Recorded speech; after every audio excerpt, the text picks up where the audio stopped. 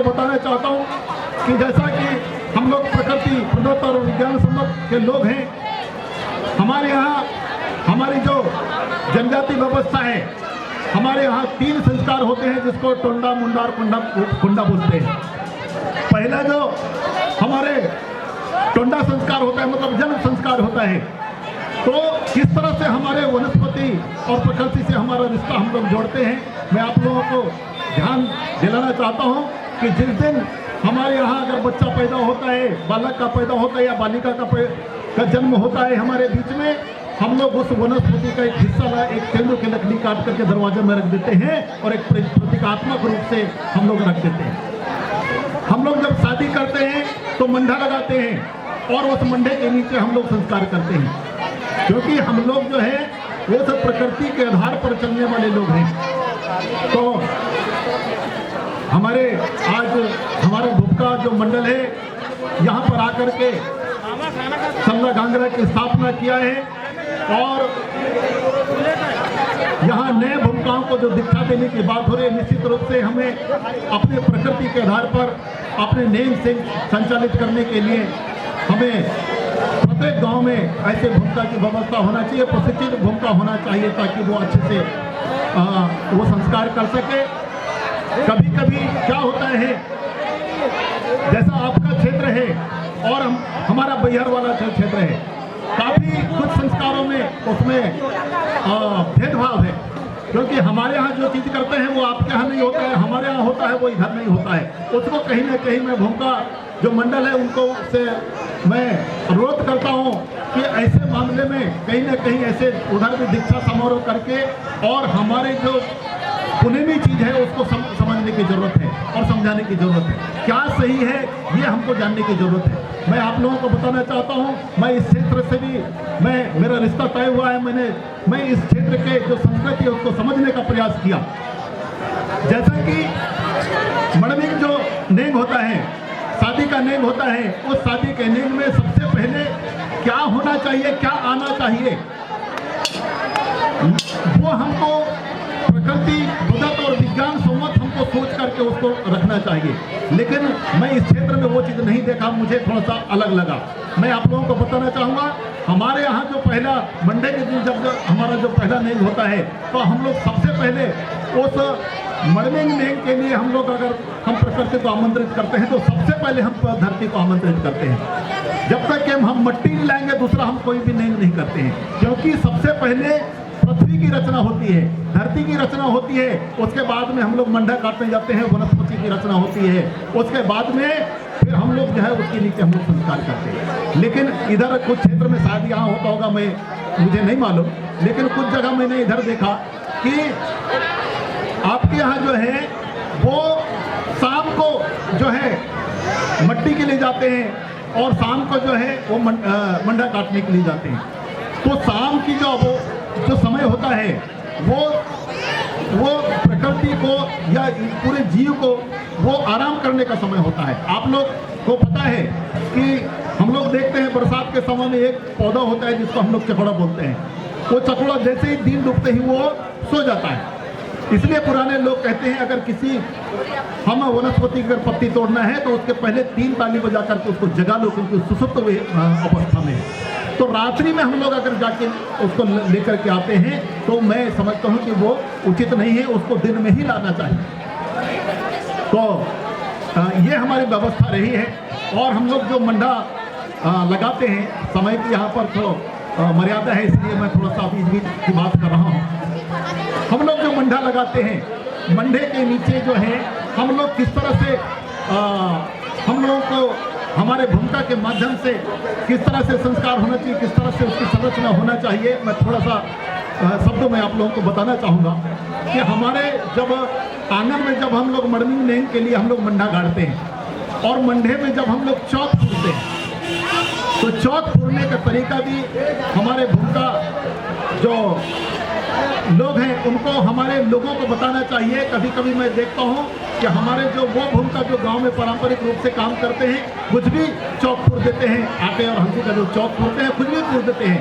हमारा जब चौक फूरने का तरीका होना चाहिए वो भी दाएं से बाएं होना चाहिए। और जब वो मंडा गड़ता है, मैं उसकी बात कर रहा था, जब हमारा मणिमिंग नेंग के लिए जब वो मंडा गड़ता है, उस मंडे में भी 5 चौक होते हैं।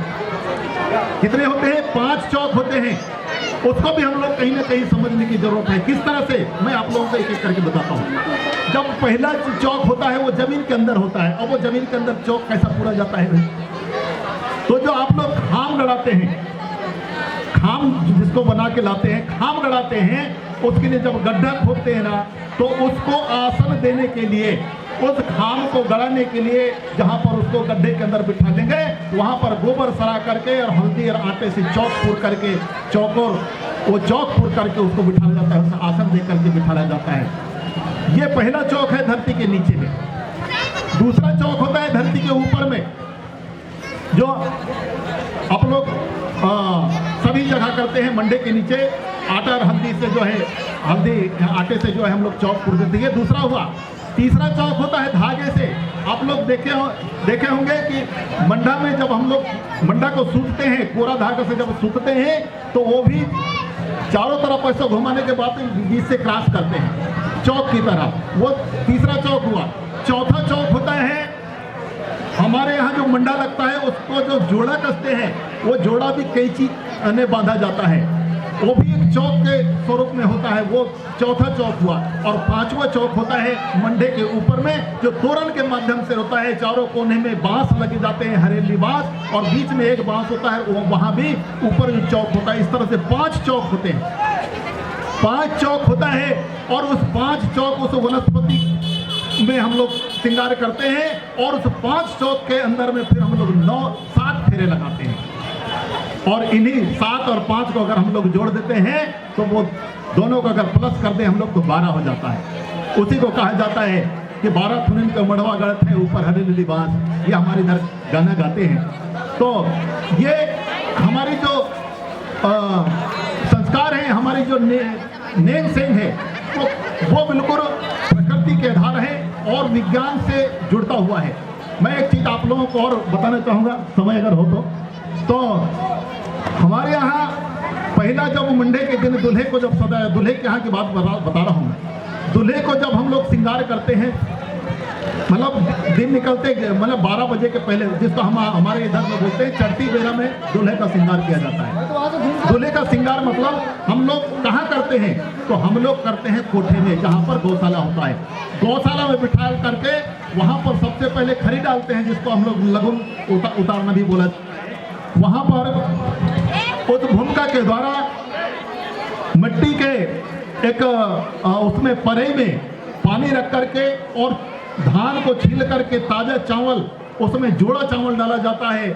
और यदि जिसके नाम पर जुड़ गया, हमारे यहाँ सुहासा के नाम से उतारा जाता है। कौन सुहासन होगी उसके नाम पर उतारा जाता है। अगर नहीं उतरता है तो दूसरा नाम बताओ भाई, ये सुहासन के लिए इसका नाम नहीं उतरता है। किस लकड़ी का खाम बनेगा वो भी उतारा जाता है।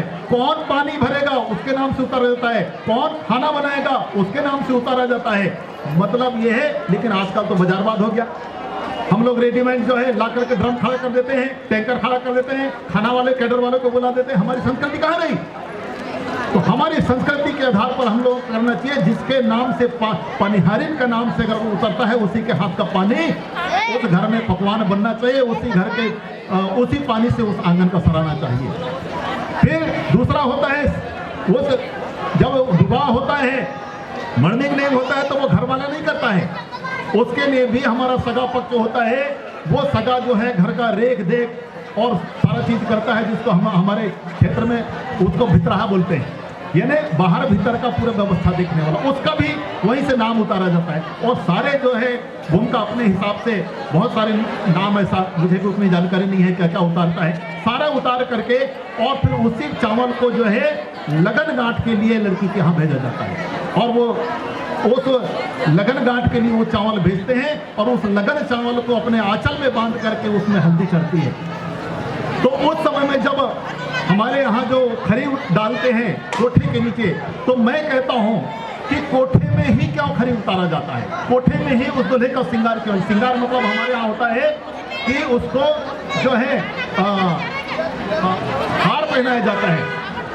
और वो हार ऐसा पहनाया जाता है, एक तो हंसली पहनाया जाता है, ये तो फिर वो जो कुंदे वाले जो सिक्के होते हैं उसका माला पहनाया जाता है, पोत जिसको कहते हैं। हमारे यहाँ जितने भी संस्कार होते हैं वो जो मतलब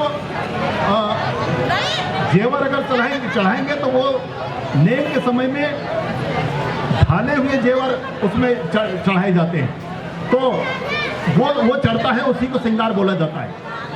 और जब श्रृंगार हुआ तब उसी समय बोला जाता है, उस बुजुर्गों के द्वारा, कोई बुजुर्ग महिला भी हो सकते हैं, बुजुर्ग पुरुष भी हो सकता है, उसको बोला जाता है कि देख दाऊ अभी तेरा श्रृंगार हो गया, इधर उधर कुआं पानी इधर उधर नहीं घूमना। लेकिन दुर्भाग्य है कि हम लोग इतना तो बोल देते हैं, लेकिन दूसरे दिन जब बारात जाने की तैयारी हो जाती है तो इस गांव से उस गांव, इस मेढ़ों से उस मेढ़ों, उस जंगल से उस जंगल क्रॉस करके उसको पहुंचा देते हैं। फिर यहाँ पर हुआ नहीं जाना, बाड़ी तरफ मत जाना, ये कहने की क्या बात है। तो इसको समझना पड़ेगा कि आखिरकार उसको बाहर क्यों नहीं जाने देते। तो एक चीज ये है। दूसरा चीज मैं आप लोगों को बताना चाहूंगा, दादा कंगाली जी के द्वारा जो लिखा गया जो किताब है, मैं उसका भी मैंने पढ़ा है।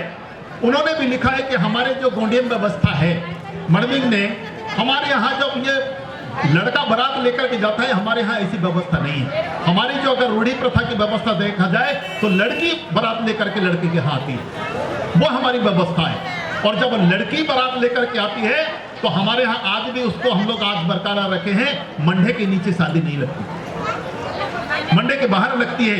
मेरी शादी जब हुई थी साथियों, तो मेरी शादी का जो लगन गांठ जो होता है ना, भूमका उसको मंडे के नीचे नहीं, आंगन में नहीं, बल्कि गली में लगाया था। और गली में क्यों लगाता है उसका भी कारण मैं आप लोगों को बता सकता हूं कि गली में आखिर क्यों लगाया जाता है। तो ये बहुत सारी चीजें हैं, चंद समय में ये पूरी चीजें नहीं बताई जा सकती, लेकिन कहीं ना कहीं हम लोगों को इसके बारे में बैठ करके चिंतन करना चाहिए, चर्चा करना चाहिए। हमारे जो 3 संस्कार हैं, टोंडा मुंडा कुंडा, उसके बारे में विधिवत हमको जानकारी रखना चाहिए।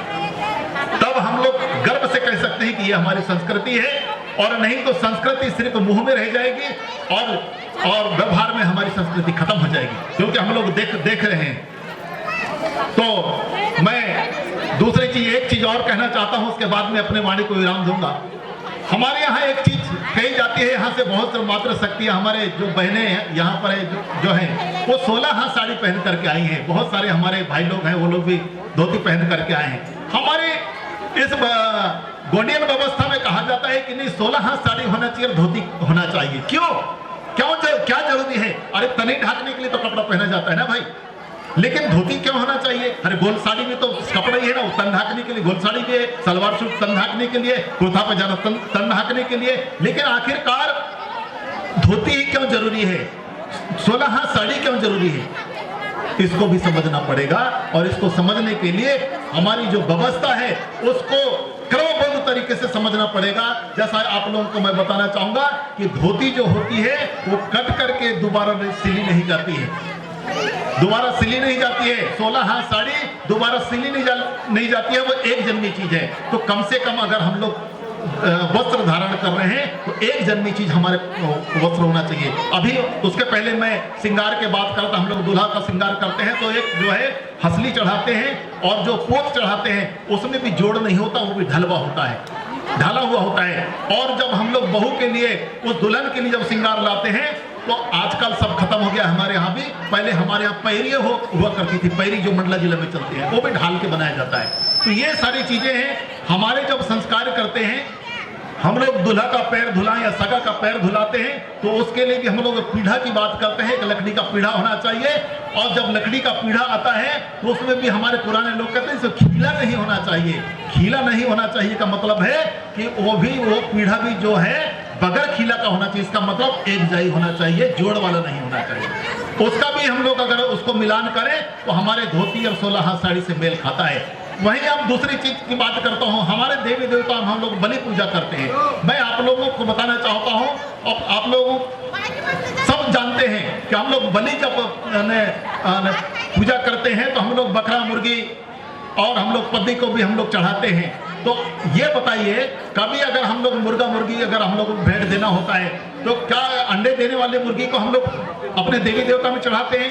जो बकरी जन गई उसको चढ़ाते हैं, उसको नहीं चढ़ाते। वहां पर बात आती है कि अगर बकरी देना है तो पठिया होना चाहिए और मुर्गी देना है तो वहां पर कोई होना चाहिए। तो उसका मतलब है कि वो 1 से 2 नहीं हुई है।